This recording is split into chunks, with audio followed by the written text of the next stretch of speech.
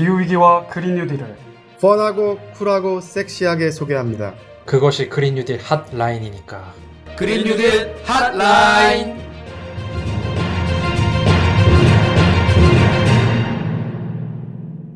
안녕하세요. 기후변화에 대해 한국 정부를 비롯한 각국 정부에서 어떻게 대응하고 있는지 좀 더 깊게 알려드립니다. 그린 뉴딜 핫라인입니다.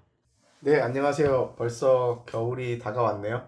이번 겨울에도 이상기후로부터 많이 피해를 받지 않았으면 좋겠습니다. 장다울입니다. 네, 안녕하세요. 갑자기 추워진 날씨에 정신을 못 차리고 있는 기후에너지 캠페이너 양윤호입니다. 반갑습니다. 네, 안녕하세요. 최악의 미세먼지 시즌 속에서 귀한 불가지점을 앞두고 있는 차윤탁입니다. 요즘 제가 조금 심란합니다. 저도 한 달 정도 뒤면은 공식적으로 40이라는 나이에 접해가게 돼가지고요. 다울쌤이 한마디 해주시죠. 먼저 귀한 불가지점에 가셨던, 불혹이라고 하더라고요. 귀한 불가지점. 여기를 넘어서는 좀 포기할 거 포기하고 살아야 돼요. 무슨 말씀이신지 몰랐어요, 아까. 네. 불혹이 뭔가에 네. 더 이상 휘둘리지 않고 유혹을 당하지 않는다고 해서 불혹인 줄 알고 있었는데 그쵸. 40을 좀 넘긴 지 몇 년 된 제 입장에서는 40대의 불혹의 의미는 온갖 것들에게 다 휘둘리게 된다는 의미에서 불혹인 것 같아요. 실제 현실은 그렇습니다. 네. 또 요즘 날씨도 추워지고 또 초미세먼지가 또 다시 이렇게 또 심각해져가지고 많은 분들이 좀 어려움이 있으실 것 같은데 그린피스가 또 계속 노력을 하고 있거든요. 또 베이징 사무소에서도 베이징 사무소대로 노력을 하고 있고 또 저희가 해외에서 석탄 발전소 건설을 중단하도록 연호쌤께서 또 한 건 하지 않으셨습니까? 어떻습니까?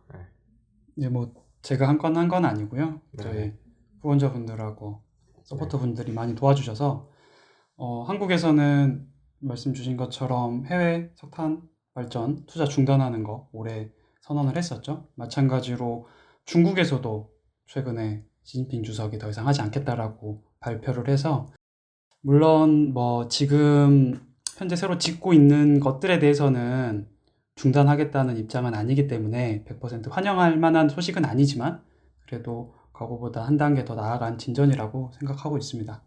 한국, 중국, 일본이 해외에다가 석탄 발전소 짓는 건 중단하겠다고 약속을 올해 했고 자국에서 짓고 있는 거는 점점 더 줄여 나가거나 중단해야 되는 거죠. 그렇죠? 안 그래도 오늘 주제와 관련 있는데 그리고 또 수성 부분에서 또 전기차로 나아가고 미세먼지가 그럼 좀 초미세먼지가 줄어들어서 제 앞길이 좀 더 잘 보이는 그런 세상이 왔으면 좋겠습니다. 또 지난 방송 들어주시고 굉장히 또 반가우신 분이 댓글 달아주셨거든요. 마스터 인내님이라고 저희 아주 초창기 때부터 들어주시는 분인데 감사합니다. 계속 들어주셔가지고 연호쌤이 댓글 한번 소개 부탁드립니다. 네, 마스터 있는 님께서 남겨주신 댓글인데요. 이 방송 들으러 오기 좀 전에 아시아경제라는 신문사에서 이거 말씀드려도 되겠죠? 댓글이니까요. 그럼요. 아시아경제라는 신문사에서 올린 탄소, 중국, 인도, 호주는 발 빼는데 한국은 과속이라는 기사를 얼핏 보고 유럽, 미국 등의 발빠른 추세를 벤치마킹 해야지 후진적 사례를 들어 부정적인 여론을 조성하면 기자로서 되겠냐고 따끔한 댓글을 달려다 댓글 쓰는 데를 찾을 수가 없어서 갑갑한 심정이었다고 저희에게 답답한 마음을 호소하셨습니다. 그래서 금요일이면 늘 듣는 올바른 정보를 주시는 그린피스 팟빵을 들으니 갑갑한 마음이 좀 풀리네요 라고 해주셨습니다. 근데 요즘 저희 방송을 들으시는 기자분들도 가끔 있으시대요. 네, 그런데 기자분들도 조금 답답하신 게 있으시겠죠. 아무래도 본인 생각이 있을 수도 있고 언론사마다 회사가 따르는 그런 게 있거든요. 기업을 통해 가지고 나라를 부유하게 하는데 일조를 한다라든지 경제신문 같은 경우는 그러다 보니까 이게 사실은 기업들이 탄소 실컷 배출하면서 많이 성장했거든요. 지금 줄이려고 하니까 좀 죽을 맛이겠죠. 근데 좀 시간을 끌고 싶은 것 같기도 하고. 다울쌤, 연호쌤 어떻게 생각하십니까? 좀 답답한 관점인 거죠. 사실 한국의 지금 변화 속도에 대해서 과속이라고 말하기에는 너무나 부끄러운 거의 기어가고 있는 수준인 거고, 그 다음에 중국, 인도, 호주가 또 이런 기후위기 대응에 있어서 발을 빼고 있다라고 그렇게 간단하게 말할 수 있는 상황은 아니고요. 그 다음에 경제적인 관점에서도 지금 기후변화보다 전 세계 경제에 영향을 많이 미치고 있는 주제는 없거든요. 그러니까 경제를 생각해서라도 빨리 우리가 변화를 해야 되는데 이 부분을 전혀 캐치를 하지 못하고 있는 관점이라고 생각을 하고, 많이 예전에 비해서 좀 나아지긴 했지만 여전히 국내 언론들이 기후변화 문제에 대해서 좀 깊은 이해와 다각적인 관점에서 좀 접근을 해주면 좋겠는데 많이 아쉽습니다. 마스터인넷님의 심정에 200% 공감합니다. 네. 저도 다울쌤 말씀에 동의가 되는 게 예전보다 좀 많은 언론들이 기후 문제에 대해서 더 많이 다루고 있고 기존보다는 좀 다른 입장들을 보이고 있는 움직임은 조금씩 있기는 하지만 여전히 부정적인 내용들도 많이 올라오죠. 제가 최근에 봤던 기사 중에는 우리나라가 제조업 분야가 다른 나라들에 비해서 상당히 높다. 그렇기 때문에 탄소 중립하는데 시간도 오래 걸리고 어렵다. 이런 내용의 기사를 이렇게 나오던데, 근데 사실 반대로 뒤집어서 생각을 해보면 그렇기 때문에 오히려 빠른 전환이 필요한 거잖아요. 그렇게 하지 않으면 경제적으로 입을 타격이 크기 때문에. 제조업이나 보니까 음. 탄소 배출 많이 하니까 또 밖으로 생각하는 거죠. 네. 그래서 그런 경제적인 영향에 대해서는 아직까지는 조금 더 많은 미디어에서 좀 다뤄주셨으면 앞으로 기후위기에 잘 대응하지 않았을 때 어떤 지장이 있을 것인가에 대해서 좀 많은 관심이 말 나온 필요할 것 김에 같습니다. 지금 우리나라 언론에서 기후변화에 대한 보도가 그래도 좀 많아지고 있잖아요. 네, 그래서 그렇죠. 또 지금 저희 방송 들으신 시청자분들께 간단한 추천을 좀 해드리면, 세계일보의 윤지로 기자, 그 다음에 경향신문의 김한솔 기자, 그다음 한겨레에는 기후변화 전담팀이 있고요. 그리고 시리즈로 제일 추천해드리고 싶은 거는 JTBC의 박상욱 기자가 박상욱의 기후 1.5라는 시리즈를 지금 1년 넘게 연재를 하고 있거든요.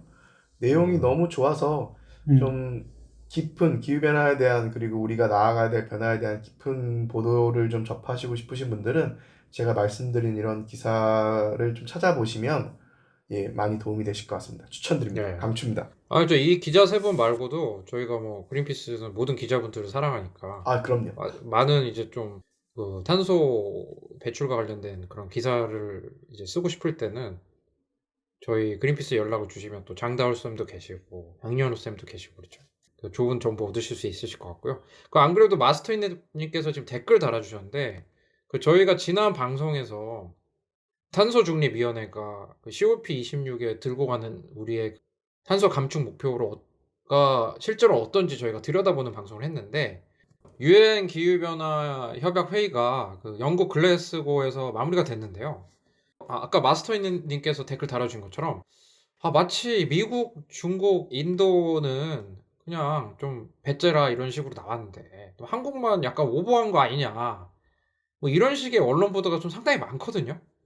실제로는 어떤지 저희가 전하는 말씀 듣고 본격적으로 한번 얘기해 보도록 하겠습니다.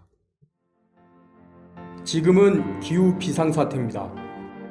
기후 위기에 대응하기 위해서 재생에너지 중심의 경제 시스템으로 시급히 전환해야 합니다. 재생에너지는 탄소 중립을 위한 중요한 해결책입니다. 우리나라의 재생에너지 전환을 위해서는 여러분들의 관심이 필요합니다. 지금 바로 인터넷 검색창에 그린피스 기후를 검색하시면 쉽게 캠페인에 대해서 알아보실 수 있습니다. 네. 지난 방송에서 저희 탄중위의 영수증 40% 난리 났지만 실제로는 30%도 안 된다, 이러면서 탄소중립위원회의 NDC 감축 목표 시나리오, 그러니까 각 나라들이 우리가 탄소를 얼마나 줄일 건지 그걸 시나리오를 준비해가지고 국제회의에 간 거죠. 이 국제회의가 COP26이라고 하는데 유엔 기후변화 협약 회의라고 하죠. 이 회의가 결국에는 끝났습니다. 이제 저희가 이 회의에서 어떤 얘기가 오갔는지 언론에서 그 어느 때보다 많이 보도가 됐지만 그래도 조금 더 저희가 좀 딥하게 한번 볼 수 있도록 하겠습니다. 다울쌤, 연호쌤 이 회의에 대해서 좀 깊게 들여다보셨을 텐데 좀 어땠습니까? 그냥 한 줄로 한번 표현을 우선 해보시면은, 뭐 소문난 잔치에 먹을 게 없었다 있을 수도 있고, 뭐 뭐 절반의 성공 이런 표현이 있을 수도 있고 어떻습니까? 예전에 항상 제가 네. 유엔에서도 일할 때도 그랬고 이런 네. 기후변화 협약 회의하면은 일다스 말씀하신 대로 절반의 성공 이런 표현 되게 많이 쓰잖아요. 네. 절반의 성공은 반대로 얘기하면 절반의 실패인 거고 그쵸. 매번 회의할 때마다 절반의 성공 하길래 지난번 회의에 절반의 실패하고 이번 회의에 절반의 실패하면 합쳐서 완벽한 실패 아니냐 뭐 이런 논리함을 동료들과 나눴던 것도 기억이 나는데 분명 이번에 COP26은 유엔 기후변화 협약의 당사국 총회가 생긴 이래로 특히나 2015년에 있었던 COP21 즉 프랑스 네. 파리에서 있었고 파리 협정으로 귀결이 됐던 21번째 회의에 이어서 가장 최근 몇 년간의 중요했던 회의라고 할 수 있고요. 그만큼 기후변화 상황도 지금 너무 심각해졌고 기대도 컸는데 그 기대에 비하면은 공식적인 회의의 결과물로 봤을 때는 그렇게 큰 점수를 주기 힘든 회의였지만 그렇다고 해서 실패라고 보기에는 그래도 다양한 변화들이 만들어지고 시도가 되었거든요.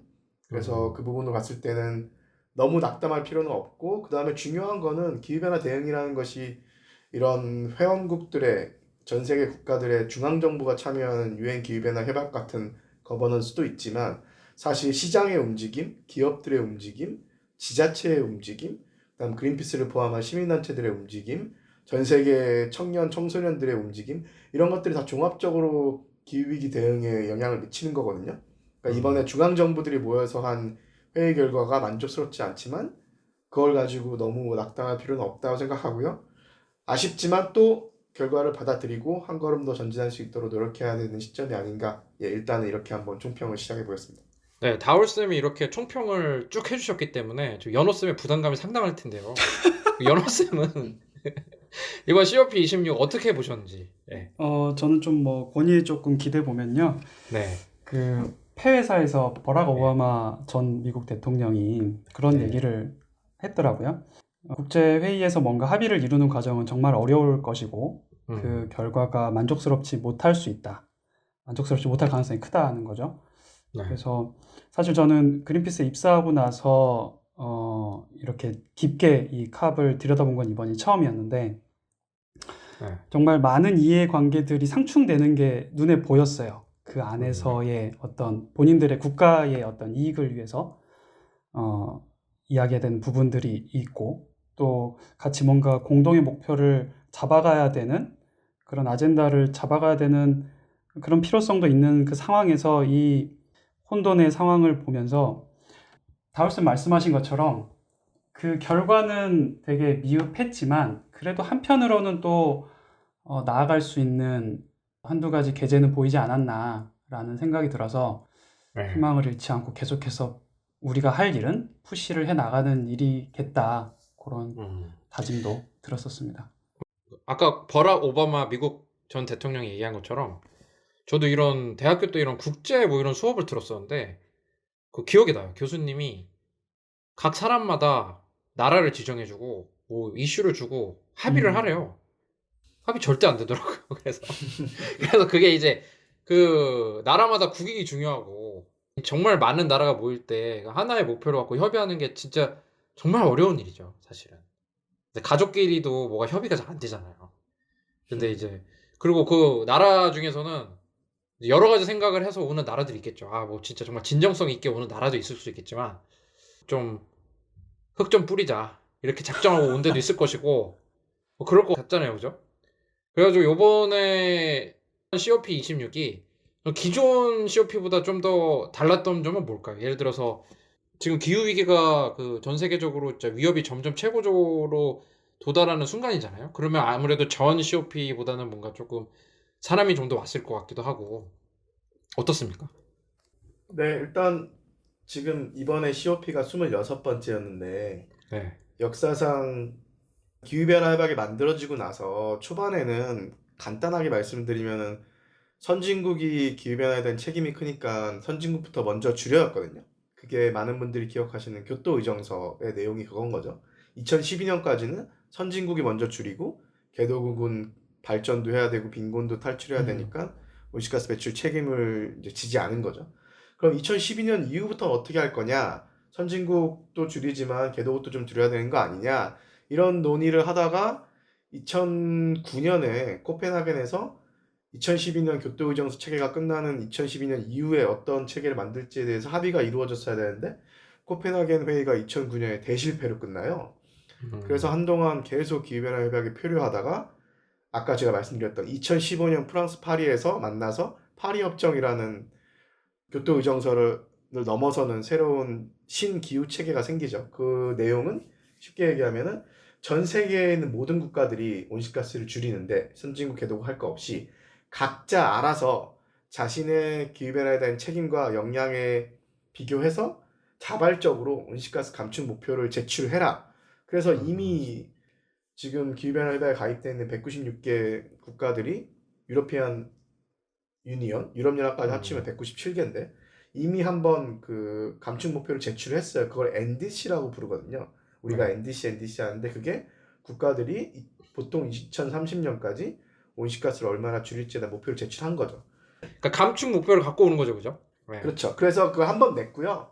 네. 근데 이제 한 번 낸 게 지금 전 세계가 2050년까지 탄소 중립으로 가야 지금 1.1도 정도 올라버린 지구 평균 기온을 추가적인 0.4도, 즉 합쳐서 1.5도 이내로 막을 수 있고 그래야 정말 재앙과 같은 상황으로 안 간다. 이게 이제 과학적인 결론이라서 그러려면 2030년까지 쉽게 얘기하면 지금 배출하는 거 대비해서 한 절반 정도는 줄여야 되는 건데 국가들이 제출한 목표를 다 더해보니까 택도 없는 거죠.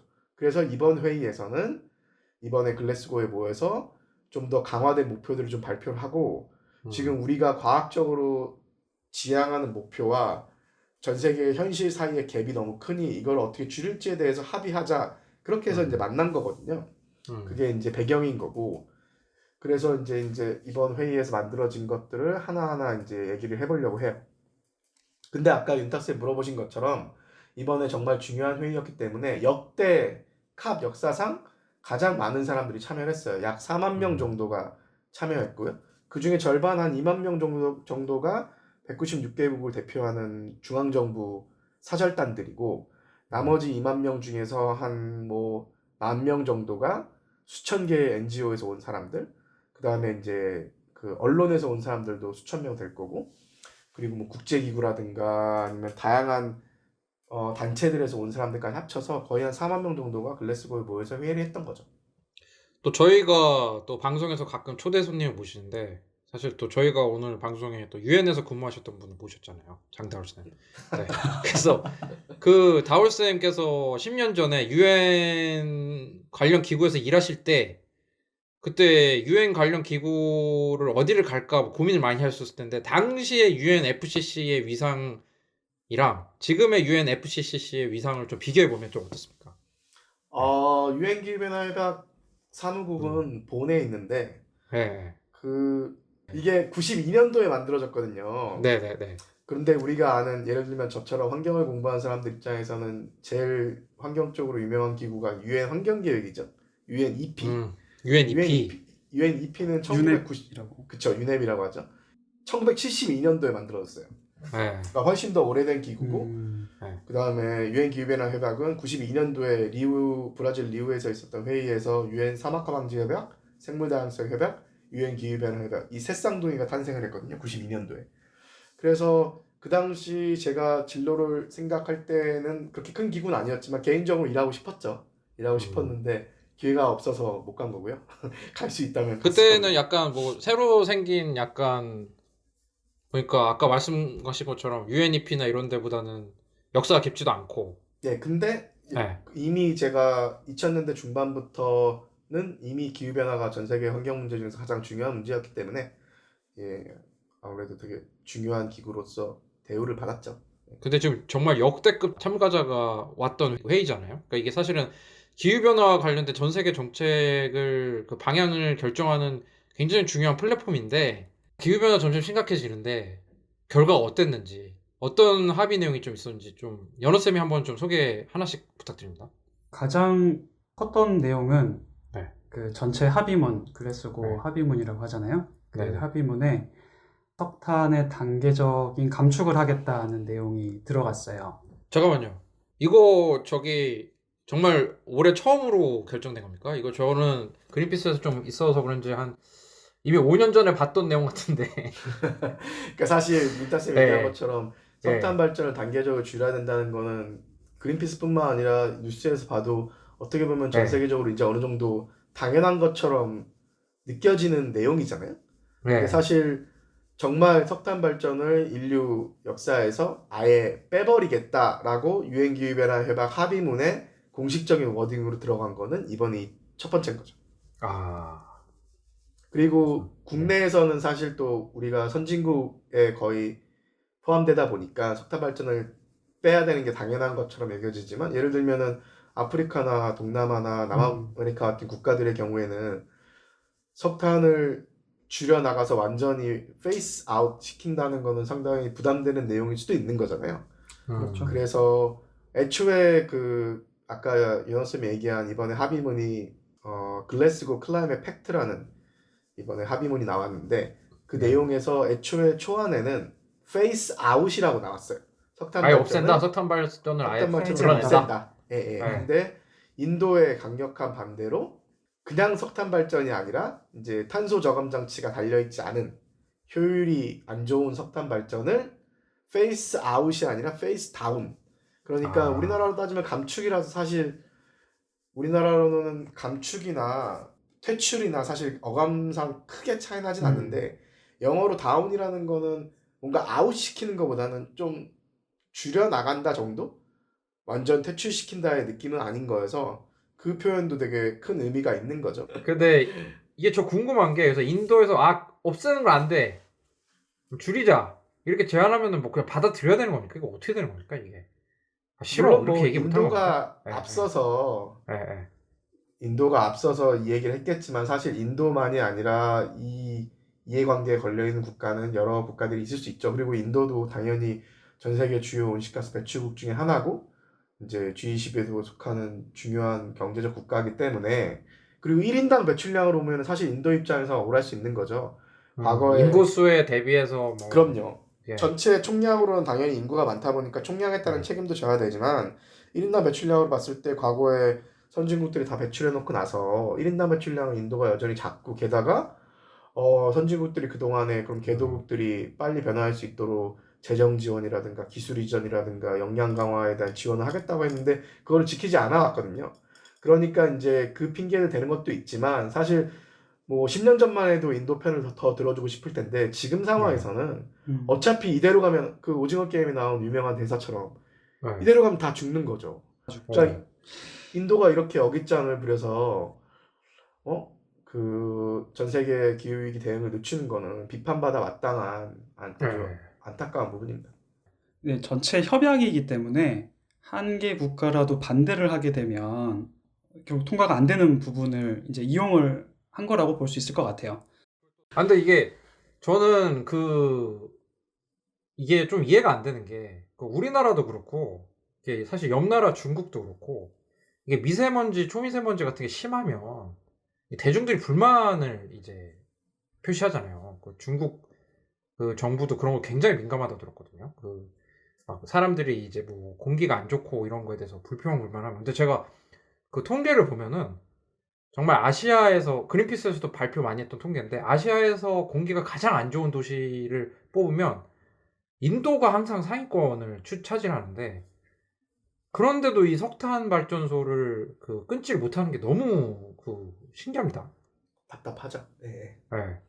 공기가 너무 안 좋고 또 그 나라 또 석탄을 떼우면 탄소 배출 어마어마하고 또 저희가 또 갖고 있는 이미지는 왠지 또 인도가 IT 강국이고 약간 뭐 기술이 좀 있고 이런 걸로 기억을 하는데 인도에서 이렇게 어깃장을 놨다니 너무 아쉽습니다. 이게 인도 같은 경우도 사실 재생에너지도 많이 증가해서 아마 20% 넘은 걸로 제가 알고 있는데 인도의 화석연료 비중도 여전히 한 60% 가까이 되거든요. 그 중에 그러니까 전체 전력 비중의 한 절반 정도가 또 석탄일 거예요. 그러니까 이제 페이스아웃 시키자 했을 때 2050년까지 지금 한 19년 정도 남았는데 그 안에 페이스아웃 시키면서 자신들이 원하는 경제 성장을 맞출 수 있을 것이냐 뭐 이런 고민이 내부적으로 있었겠죠. 근데 그 고민 자체가 이제 상당히 이제는 오래된 구식의 잘못된 고민이고 오히려 네. 최대한 빨리 석탄 발전을 빼면서 지금 인도가 잘하고 있는 재생에너지를 더 확대를 시키면서 재생에너지의 간헐성을 어떻게 보완할 것인지 이런 식의 고민하는 게 훨씬 날 텐데 뭐 산업이 50%를 차지하고 있다는 거는 발전해서 그만큼 산업이 또 있다는 얘기니까 그 산업에 인도의 정치권에 대한 로비도 아마 셌을 거라고 쉽게 상상할 수 있는 부분이고요. 네, 그런 측면이 있는 것 같습니다. 그래서 어쨌든 이번 COP26에서 국제적으로는 처음으로 석탄 발전소를 줄이자라고 합의를 본 거라는 거죠. 산업혁명 이후에 처음인 거죠, 거의. 다른 또 합의 내용이 어떤 게 있습니까, 영훈 쌤? 이번 그 클라이밋 팩트 말고 또 되게 주목받았던 게 이번에 각국의 NDC를 제출했잖아요. 근데 캅26 하기 이전부터 이걸 다 모아놓고 봤을 때 그 45% 2010년 대비 2030년에 45% 감축이 아니라 오히려 더 증가했다라고 하는 뉴스가 많이 나왔지 않습니까? 그래서 사실 NDC 모아도 큰 진전이 없을 거라는 내용은 이제 모두가 알고 있었는데 그러다 보니까 이번 회의에서 야 이거 가지고 안 되겠다. 우리 내년에 다시 만나서 조금 더 다시 집에 가서 너희가 해온 거 다시 한번 숙제 검토해보고 내년에 다시 가지고 와. 이렇게 합의를 이룬 거죠. 숙제 다시 할 시간을 1년이나 주는 거예요. 네, 그렇다고 볼 수 있어요. 2030년 와. 목표니까요. 관대합니다. 네. 그리고 숙제 우리 다 다시 하자 이렇게 합의를 한 거네요, 그죠? 네, 지금 뭐 회의 직전에 평가를 해보니 지금 산업혁명 이전 대비해서 지구 평균 온도가 1.1도 올랐는데 네. 이거를 추가적인 상승까지 포함해서 1.5도 이내로 막는 게 정말 중요한 목표인데 그렇죠. 지금 전 세계가 우리 이만큼 줄일래? 라고 하는 거 다 더해보니까 1.5도가 아니라 약 2.7도로 상승할 것 같다는 게 이제 유엔의 분석이었고요. 그래서 유엔 사무총장이 8월 달에 유엔에서 관련된 보고서가 나오면서 유엔 사무총장이 그때 Code Red for Humanity라고 했거든요. 인류에 대한 적색 경보가 켜진 것이다.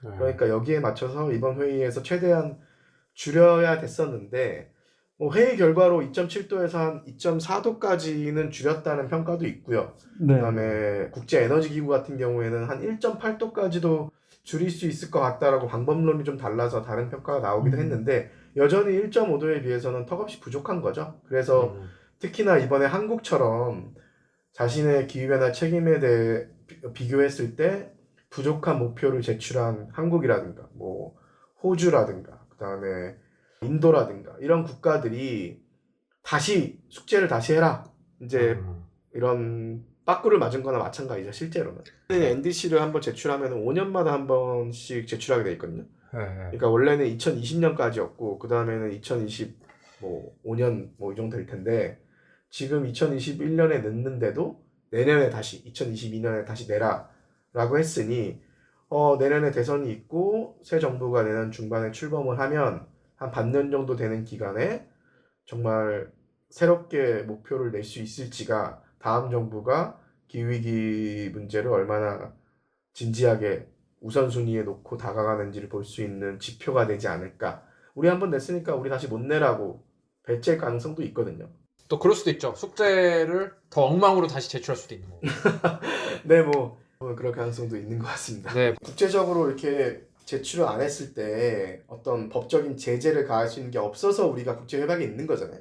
사실 국제적으로 법치주의가 가능했으면 세계 정부가 있을 필요가 없는 건데 이렇게 외교를 통해서 할 수밖에 없는 이유는 그만큼 국제적으로 세계 정부라는 게 있는 게 아니고 어떤 제재를 가하기가 쉽지 않은 거죠. 근데 법적인 제재는 없겠지만 사실 이제 전 세계 GDP 기준으로 10위라고 하는 한국이 그다음에 주요 온실가스 배출 국가이면서 이제 G7 국가랑 같이 미팅을 할 정도로 영향을 크게 미치고 G20에는 당연히 포함되고 있는 한국이 지속적으로 이렇게 시급한 글로벌 기후위기에 대한 책임을 외면하고 지금과 같은 수준의 노력을 한다고 하면 사실 법적인 제재가 없더라도 경제적인 제재가 있을 수 있고요.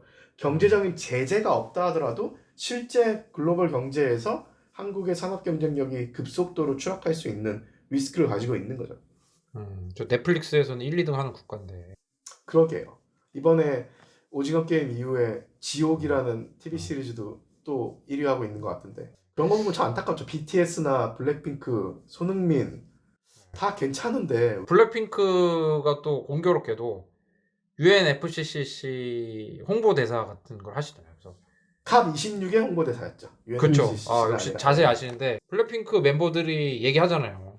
우리 지구를 이제 할 수 있는 뭐 살릴 수 있는 뭐 기회다 이런 식으로 해서 유튜브에도 올리시고 막 열심히 활동하시는데 국격이 중요하죠. 그리고 뭐 팟캐스트 편집이 어떻게 될지 모르겠는데 지금까지 들으신 분들이 이제 귀한 불가 지점을 넘어가고 계신데 처음 들어보신 분들은 뭐 1.5도, 2몇 도 이게 뭐가 문제인가 이렇게 생각하실 수가 있는데 저희가 말하는 평균 온도죠. 평균 온도가 이렇게 올라가 버리면 잘 되던 농사도 안 되고 잘 잡히던 물고기도 안 잡히고 그렇게 돼버립니다. 먹을 것도 없어지고 그렇기 때문에 식량 우리가 위기도 이런 올 수 거거든요. 있고 물 그쵸. 부족 올 수 있고 또 다른 지금 코로나와 같은 또 다른 글로벌 팬데믹이 올 수도 있는 거고 또 심각한 글로벌 경제 위기로 전환될 수도 있는 거죠. 이게 단순히 온도가 올라서 여름에 에어컨 더 쓰고 그다음에 조금 이상기후 많아져서 내 몸이 좀 내 삶이 좀 불편해지고 이 정도 수준이 아닌 거거든요. 우리 네. 인류가 지구에서 문명을 전성할 수 있었던 그걸 가능하게 해줬던 1만 년 전부터 만들어진 안정적인 기후 조건이 여건이 붕괴되는 거고 한 번도 인류가 경험해보지 못한 기후 시스템으로 우리가 들어가는 거라서 엄청난 일이 지금 벌어지고 있다고 생각해 주시면 맞을 것 같아요. 또 연호쌤 또 어떤 협의가 있었습니까? 이제 좀 그리고 나서 선진국들이 개도국에 대해서 얼마만큼 재정 지원을 할 건지 이 부분에 네. 대한 얘기가 오고 갔어요. 선진국이 탄소 배출을 많이 하는데 피해는 또 이제 그 인프라 잘 안 갖춰진 이제 개도국이나 이런 데서 뭐 기후 변화 더 피해를 많이 많이 보니까. 예. 네, 맞아요. 그 과거에 2009년에 선진국들이 그 부유한 국가들이 빈곤 국가들을 대상으로 작년까지였죠. 2020년까지 매년 1,000억 달러를 기후 금융을 주겠다라고 이야기를 했었어요. 매년 1,000억 달러. 말로만? 근데 말로만은 아니었어요. 실제로 그 모았는데 그게 800억 달러밖에 안 됐어요. 그래서 이번 그 캅26 회의장에서 네. 이제 그 개발도상국들이 계속해서 이 내용에 대해서 요구를 했어요. 네. 이거 부족분에 대해서도 채워야 되고 그리고 지금 현재 이 수준도 부족하다. 오히려 받고 더블로 더, 2배로 더 늘려라. 묶고 더블 가. 네. 그렇죠. 그렇게 이야기를 했는데 여기에 대해서도 사실 완전히 그 합의는 이루지 못한 상황이고 양면성이 있는 것 같아요. 실제 네. 선진국들이 그동안 사실 약속을 안 지킨 측면도 있고 개도국 입장에서는 또 그 핑계로 자신들이 맞아요. 또 해야 되는 것들을 좀 회피할 수 있는 그렇죠. 수단으로 활용하기도 하고 그래서 지금 연호쌤이 이번에 공식적인 글래스고에 있었던 캅26의 공식적인 합의문 안에 들어가 있는 내용들을 중심으로 말씀을 해주셨는데 사실 그 공식 합의문 말고도 이번에 글래스고에서 좀 나온 것들 중에서 좀 의미가 있는 것들이 좀 있지 않았나요, 연호쌤? 다양한 다자간 협약들이 많이 있었어요. 그 중에서 또 하나 유명했던 건 우리나라가 또 가입을 해서 또 국내 미디어에서 되게 관심을 받았던 협약이 있었죠. 세계 석탄을 청정한 에너지로 전환하는 성명서라고 해서 한국을 포함해서 40여 개국이 서명을 한 건데 이게 좀 말이 많았죠, 다울쌤? 그러니까 쉽게 얘기하면 석탄을 빨리 빼자라고 아까 이제 유엔 합의문에는 석탄을 단계적으로 감축하자는 말이 들어가긴 했지만 그거보다 조금 더 이른 시점에 석탄을 진짜 빼버리자. 예전에 영국이나 캐나다 이런 데를 중심으로 선진국의 경우에는 2030년까지 개도국의 경우에는 2040년까지 탈석탄을 완료하자 이런 움직임들이 있었거든요. 그 결과에 따라서 이번에 연호쌤이 얘기한 대로 이제 석탄에서 빠지는 이런 성명서가 나왔는데 한국은 얼마 전에 저희가 팟캐스트에서 다뤘지만 탄소중립 시나리오를 발표하면서 2050년까지 석탄 발전을 어쨌든 유지하는 물론 문재인 정부 들어와서 새롭게 추가적으로 건설에 들어가진 않았고 기존에 박근혜 정부 때 짓고 있던 석탄발전소 건설은 그대로 가고 그것도 문제죠 사실. 네. 노후화된 석탄발전소도 많이 닫고 해서 문재인 정부 들어와서 의미 있는 정책을 피기도 했지만 아까 말씀드린 대로 전 세계적인 탄소 중립으로 가려면 석탄을 빨리 빼야 되는데 우리나라는 지금 현재 정부 계획으로는 2050년까지 석탄을 유지하고 2050년에 빼는 걸로 계획을 잡고 있었거든요. 근데 이번에 이 성명서 같은 경우에는 선진국은 2030년대, 개도국은 2040년대에 석탄 발전 뺀다고 했는데 여기다가 우리나라 산업통상자원부가 떡하니 이름을 올려버린 거예요. 그래서 이거는 탄소중립위원회 시나리오가 아니라 한국 정부가 뭔가 추가적으로 석탄 발전을 빼는 시그널로 읽어야 되나? 이러면서 국내 언론에 관심이 보였는데 역시나 산업부에서 공식적인 해명을 하면서 취지에는 동일하나 우리는 그냥 취지에 동의해서 사인한 것뿐이지 선진국의 경우에 2040년대, 그러니까 늦어도 2039년까지는 빼야죠. 거기에 네. 동의한 거 아니다라고 공식적으로 얘기를 했어요. 그러니까 이게 참 아마추어스러운 게 그러려면 선언에 들어가지 말든가. 선언에 들어간 다른 국가들을 다 바보로 만드는 거고. 다른 나라 일부는 네. 그 전체 내용이 서명을 하지 않더라도 그 개별 네. 항목에 대해서만 서명을 할 수가 있어요. 그러니까 뭐 2030까지 안 될 때는 2040까지 안 될 때는 뭐 최대한 노력하겠다. 그 부분에만 한해서 서명을 하는 국가들도 있었는데 한국은 그런 거 없이 그냥 전체 서명을 해버리니까 이제 이렇게 빈축을 사게 된 거죠. 그러니까 성명서 내에 주요 선진국의 경우에 2030년대, 개도국의 경우에 2040년대라고 써 있는데 괄호 열고 혹시 힘들면 가능한 한 빨리라고 들어가 있어요. 그러면 한국도 뭐 그 되게- 부분에서 빠져나갈 수 있다고 해서 들어간 건지 몰라도 저희 인정 넘치네요. 네. 우리나라 이번에 올해 중반에 사실 한국이 선진국인 거는 이미 예전부터 선진국인데 그래서 경제 규모로는 이제 뭐 얘기 안 할 수가 없죠. 규모랑 뭐 1인당 국민세로 네. 봤을 때 그리고 OECD 네. 가입했을 때부터 사실 선진국 모임인 건데 네. 올해 중반쯤에 UNHCR에서 유엔기구에서 한국을 선진국으로 분류했다고 기사 많이 나왔었잖아요. 네. 그럴 때는 선진국처럼 선진국 인정하다가 이런 석탄 발전 뺄 때는 우리는 선진국 아닌 것처럼 눈 가리고 아웅하는 그러면서 의지도 없으면서 선언에 들어갔다가 망신살만 뻗친 아주 웃긴 이벤트였죠. 그거 사인을 했으면 지켜야지. 뭐 부동산 안 가봤어요. 그거 저기 사인하기 전에 얼마나 중요해요. 그래서 이거는 그 석탄을 청정에너지로 전환하겠다. 2030년대까지 하겠다라고 사인해놓고 나서 해명하면은 이 뭐야 다른 나라 사람들이 뭐가 돼? 신뢰도가 떨어져. 맞습니다. 그 외에도 아쉽네요. 뭐 이번에 이제 공식적인 합의는 아니어도 네. 메탄이 이제 네. 주요 온실가스 6개 중에서 이산화탄소 다음으로 중요하거든요. 그리고 그렇죠 메탄. 네. 메탄의 지구 온난화 효과가 이산화탄소 대비해서 한 20배에서 30배까지 더 커요. 메탄 가스. 80배까지도 있다는 연구 결과도 네. 있더라고요. 근데 이제 20년 단위로 하면은 네네. 100배까지도 커지죠. 근데 이제 100년 단위로 하면은 한 20배에서 30배. 이게 어느 기간을 잡느냐에 따라서 틀리거든요. 그래서 어쨌든 메탄이 되게 중요한 온실가스인데 지금까지 이산화탄소에 비해서 관심을 좀 덜 받아서 이번에 2030년까지 2020년 대비 메탄 배출량 30% 감축하는 국제 메탄 서약도 있었고 한국도 여기에 가입을 했는데 네. 구체적인 내용에 대해서는 과연 정부에서 준비를 하고 가입한 건지 분위기 봐서 그냥 이름 넣은 건지에 대해서 솔직히 좀 회의적이고요. 우리나라 뭐 여기저기 많이 꼈는데 네. 이게 지금 부동산 서류 제대로 검토를 안 했어 지금. 그러니까 저도 그 네. 서약에 사인을 했다고 한 걸 네, 보면서 네. 우리나라가 지금 LNG를 늘려나가려고 네. 시나리오상 보면은 나와 있는데 물론 나중에 가서는 조금씩 줄이겠지만요. 어떻게 어떤 방법으로 30%를 감축을 할 건지 상당히 기대가 됩니다. 그래도 또 뭐 한국 당직자분이 또 이게 가가지고 또 빠지지 않고 이런 거 서명은 또 열심히 잘 했네요. 그래도 안 한 것보다 낫죠, 그죠? 예. 네, 갔다 와가지고는 딴소리 한 경우도 있어서 좀 아쉽지만 그다음에 또 이번에 어떤 이슈가 있었습니까? 뭐 서약 뭐 여러 가지가 있는데 네. 그거보다 더 좀 이슈를 끌었던 거는 한국의 대표적인 1위 기업인 삼성전자 있잖아요. 그렇죠. 캅26 회의에서 삼성전자에 항의하는 이런 시위가 글래스고 현지에 있었거든요. 연호쌤 혹시 이 내용 소개해 줄 수 있으신가요? 네, 우리나라 환경단체 분들도 이번에 캅26에 참석을 하셨어요. 그래서 물론 우리나라 단체들만 한 건 아니고 다른 해외 단체들과 같이 연대해가지고 오징어 게임을 좀 패러디해서 삼성전자 이해용 부회장에게 재생에너지 확대 그리고 넷제로 관련해가지고 빠른 선언과 목표를 제시하라라는 취지에서 액션을 진행을 했었거든요. 그래서 예, 세계 많이 언론에서도 미디어에서도 나왔다고 많이 나왔죠. 하더라고요. 예. 그 재생에너지 게임이라고 해서 오징어 게임 패러디해서 맞아요. 네.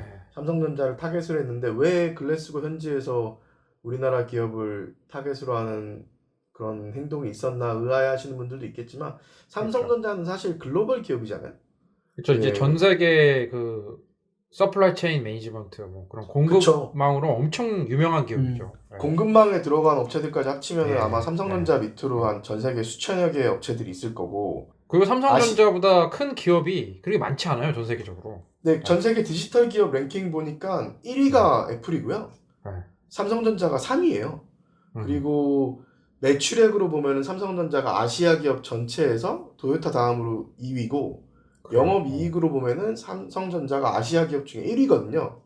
근데 이런 대표적인 글로벌 기업들이 이미 자신들이 사용하는 전기를 재생에너지 전력으로 공급받겠다는 그런 Renewable Electricity, 재생에너지 전기의 약자인 RE, 그래서 100%로 공급받겠다는 RE100 캠페인에 가입을 하고 재생에너지 전력 사용을 늘려가고 있거든요. 왜냐면은 화석연료로 만들어진 전력을 사용하게 되면은 그만큼 온실가스 배출이 많으니까 기업들이 먼저 앞장서서 재생에너지 전력을 사용하겠다고 약속을 하는 거죠. 그래서 애플이나 구글은 이미 100%를 달성했고 전 세계 300개가 넘는 기업들이 재생에너지 사용 비중이 이미 절반 정도가 한 50%를 넘고 있거든요.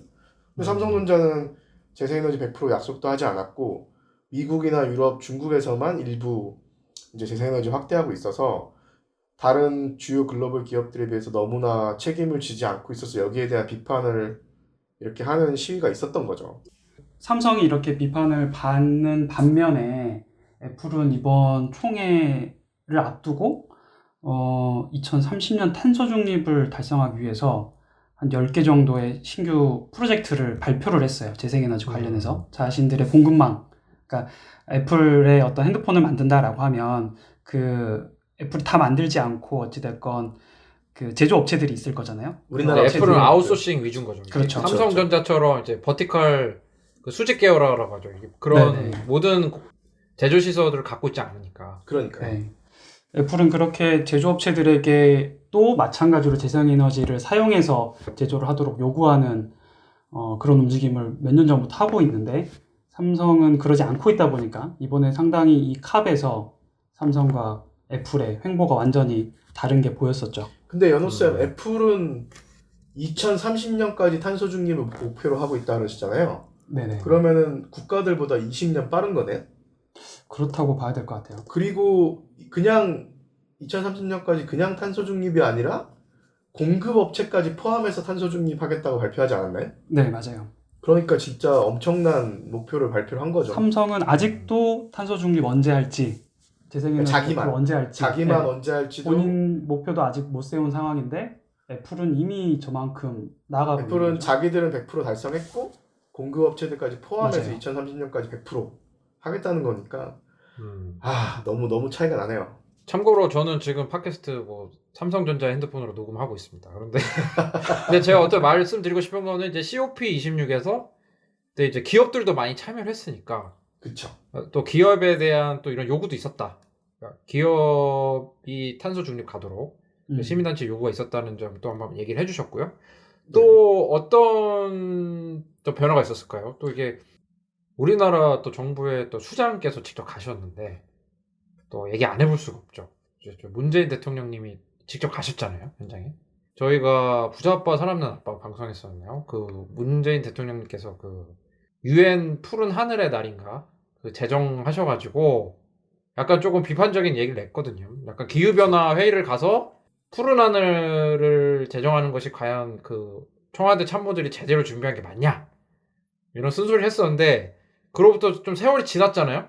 그리고 그 당시에 그때 대통령님께서 하셨던 얘기가 이제 전 세계 그 정상들이 기후변화에 이렇게 관심이 있었는지 몰랐다라고 하셨다는 후문이 있는데 그로 몇 년이 지났는데 이번 회의 때는 좀 어떠셨습니까?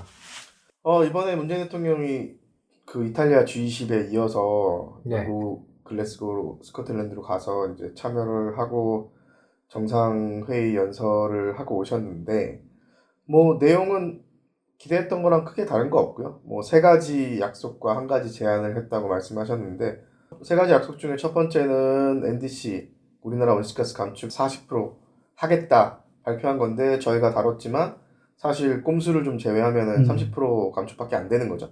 그래서 한국이 원래 한 50% 최소한 50% 정도 해야 되는데 30% 정도 발표한 거니까 뭐 여전히 부족한 부분이고요. 그 다음에 이제 조림 사업을 통해서 온실가스 많이 줄이겠다라고 하는 이야기를 하셨는데 뭐 원칙상으로는 뭐 맞는 얘기고 동의를 하나 이제 한국이 국내에서 좀 줄일 수 있는 것들을 최대한 줄이고 나서 해외 조림 사업을 통해서 더 줄이겠다 하면 모르겠는데 국외 감축분이 우리나라 목표에 많거든요. 그러니까 사실 국내에서 좀 부담을 가더라도 더 많이 줄여야 되는 부분을 줄이지 않고 해외 조림 사업을 통해서 해결하려는 거 아닌지에 대한 의심을 할 수밖에 없는 부분이고 그 다음에 석탄 사용 줄여나가겠다라는 것도 엄청난 약속처럼 하셨는데 아까 말씀드렸지만 선진국들은 지금 2030년 빠르면 그리고 아무리 늦어도 2030년대 내에 이제 석탄 발전을 퇴출시키려고 하는데 우리는 2050년까지 하면서 물론 아까 말씀드린 것처럼 문재인 정부 들어와서 석탄 발전을 줄이기 위한 노력을 한 것에 대해서는 분명히 인정하는 부분이 있는데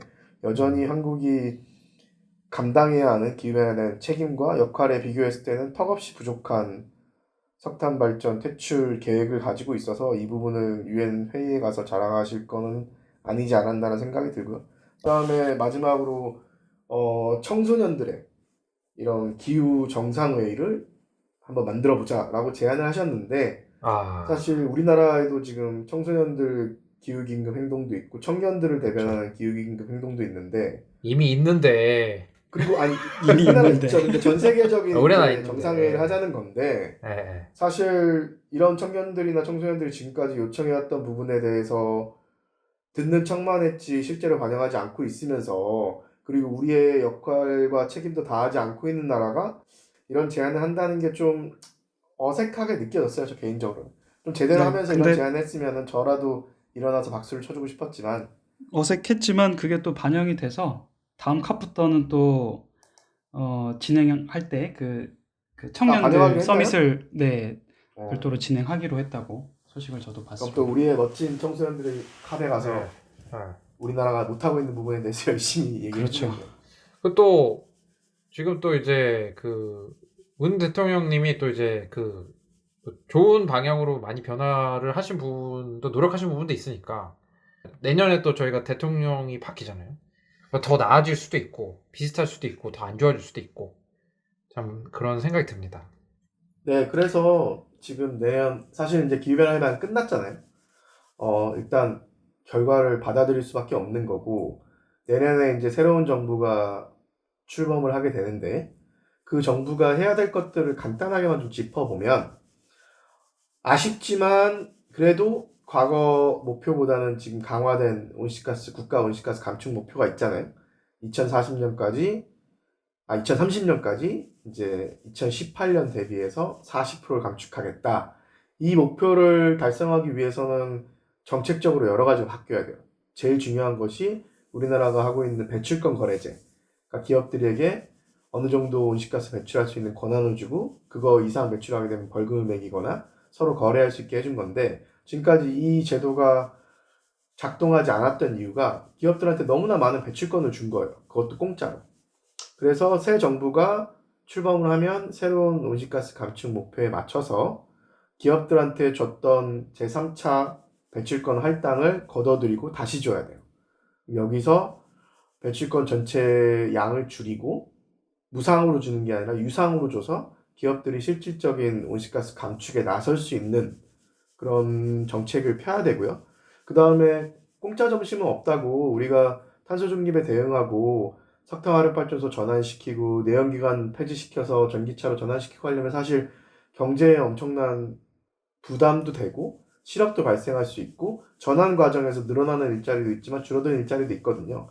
이런 부분까지 다 챙기는 것이 그러니까 전환 과정이 정의롭고 결과가 사회의 다양한 계층에게 공정하게 나눠질 수 있도록 하려면 정의로운 전환이 되게 중요한데 그러면은 국가가 전환 과정에서 석탄화력 발전소나 내연기관 자동차 산업에서 종사하던 사람들이 새롭게 교육받고 새로운 직업으로 옮길 수 있도록 지원을 해줘야 되거든요.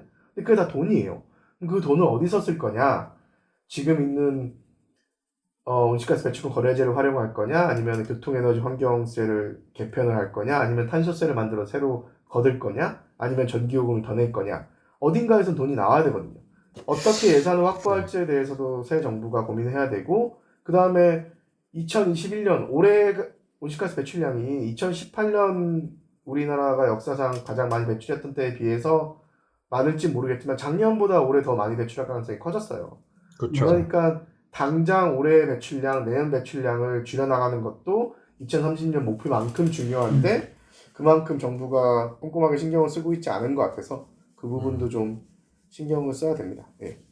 오늘 그 지난 몇 주간 영국 글래스고에서 열린 그 기후변화 협약 회의를 한번 기후변화 협약 회의에서 어떤 이야기가 다뤄졌는지 한번 얘기를 해봤는데요. 그럼 저희 전하는 말씀 듣고 마무리할 수 있도록 하겠습니다.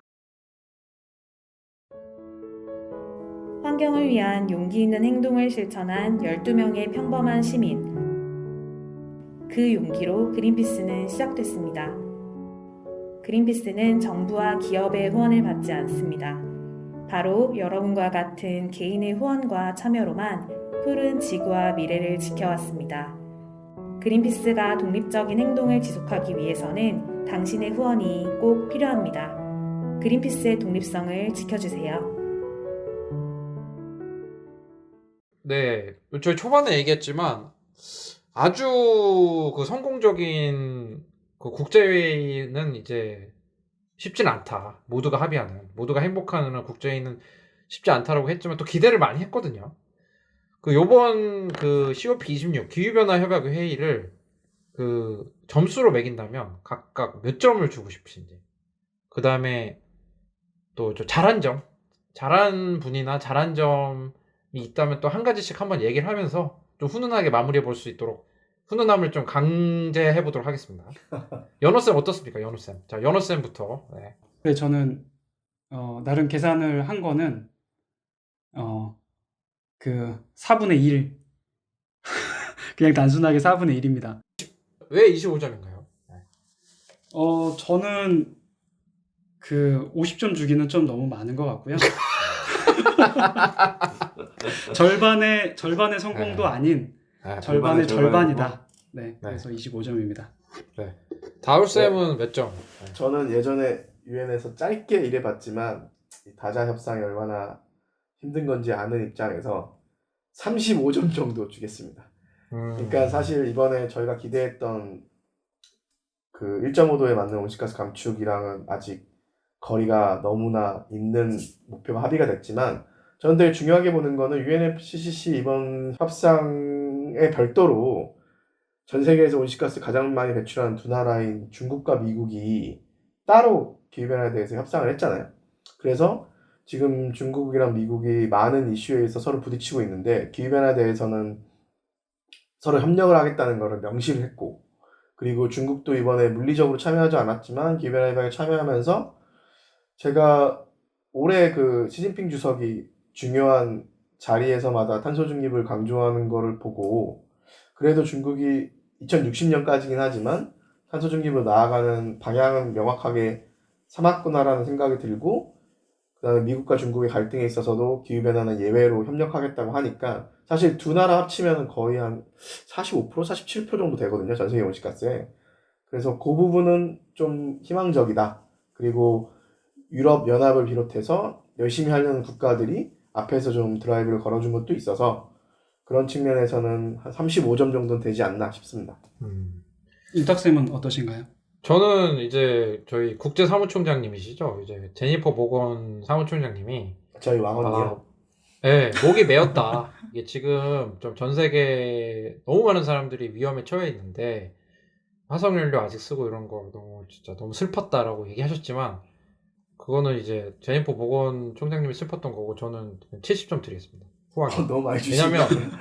왜냐면 약간 그런 게 있었어요. 또 심각성을 예전보다는 좀 느끼는구나. 뭔가 국제회의 같은 거 출장 갔다 오면은 그냥 그런 게 아니라 이제 좀 숙제도 다시 해오라고 하고 약간 좀 열심히 하려고 하는 게 있어서 70점을 드리고요. 게다가 또 이제 또 블랙핑크가 또 열심히 가서 또 홍보하지 않습니까? 이번에 저 에스파로 좀 마음이 흔들렸지만 또 블랙핑크 스테이 하도록 하겠습니다. 왜냐면은 그 COP26 홍보하고 있고 기후위기 홍보하고 있기 때문에. 근데 이게 좀 그렇습니다. 진짜 이게 시간이 별로 없다라는 게 너무 슬픈 것 같아요. 이제 이런 회의를 몇 번이나 더 할 수 있겠어요, 그죠? 조금 더 과감한 그런 결과가 나왔으면 좋겠습니다. 오늘 그 COP26 회의 관련해서 자료 또 조사해 오시고 또 분석해 오신 다우쌤, 연호쌤 너무 고생이 많으셨습니다. 네. 더 다음에 또 저희 또 풍성한 소식으로 다시 한번 찾아뵐 수 있도록 하겠습니다. 저희 뭐 그린 뉴딜 핫라인 앞으로도 많은 관심 부탁드리고요. 오늘 방송 함께 해주신 다우쌤, 연호쌤 감사합니다. 네, 감사합니다. 감사합니다. 좋은 하루 되세요.